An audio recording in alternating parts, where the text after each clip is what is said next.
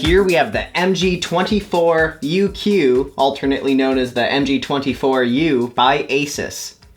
It's branded as a gaming monitor, but it's unclear exactly why. It doesn't have the Republic of Gamers branding or anything like that, but it does say Supreme Gaming Experience right on it, so they're definitely going for the hardcore gamer kind of crowd, which is a bit weird because when you think gaming monitor, you don't exactly think 60 Hz refresh rate, 4 millisecond response time, and 2160p. That's right, this is a 24-inch Ultra HD monitor, which means it has a pixel density comparable to most modern smartphones. Meaning in everyday use, you're really not going to see any pixels at all. On the back, we have a Kingston lock port, we have a headphone jack, an HDMI 2 port, 2 HDMI 1.4 ports, and a display port. There's unfortunately no USB hub on this monitor. The headphone jack, if you're wondering, is for the built-in DAC and internal speakers. When you run audio over HDMI to the monitor, it actually spits out some of the worst sound quality I have ever heard. Like bad internal speakers, and the headphone out, which I used on my powered M-Audio AV30 desktop speakers, was really bad. But you don't get a monitor for its digital to analog audio conversion, obviously.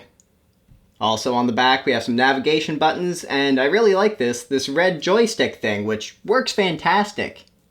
Makes it really easy to navigate through all these menus. It's probably the best on-screen display and control scheme for an on-screen display I've ever used in a monitor. Not that that's saying a lot.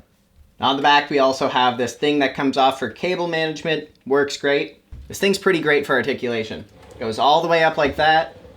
It tilts up and down. And there's even, oh, it's this way. Portrait mode. Yes, there we go. Portrait mode. The monitor has a dedicated gaming section button, which has a crosshair, which overlays a crosshair in the center of the screen. This timer, which is like a countdown thing. Display alignment for aligning multiple monitors. And this FPS counter, which literally doesn't even count the FPS of the game you're playing. In my experience, it just shows the refresh rate that the monitor is getting. So even though I know this demo is actually only running at like 17 frames per second, the in-monitor FPS counter says 30. So it's pretty useless. I don't really get the point unless there's something I'm missing here. We also have these different color presets.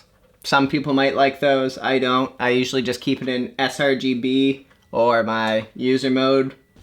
According to my Spider colorimeter, it covers 100% of the sRGB color space and 78%, give or take, of the Adobe RGB space, which is not too shabby, but you're not going to be using this monitor for, you know, color accurate work like color grading or anything like that.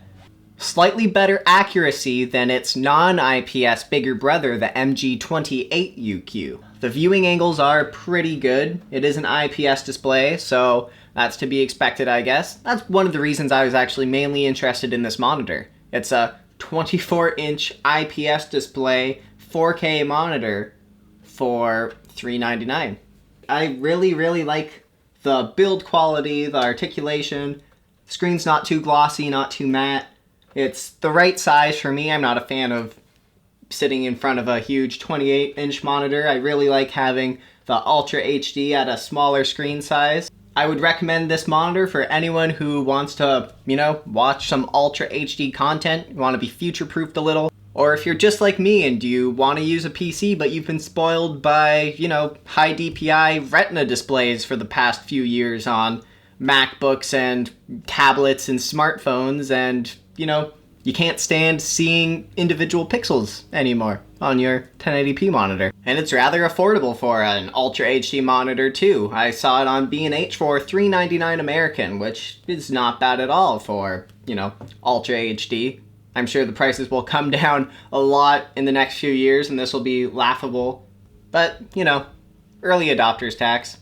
Anyway guys, that's about it for my quick little review of the Asus MG24UQ. Hope you guys liked it. If you did, be sure to thumbs this video up and subscribe for more stuff like this.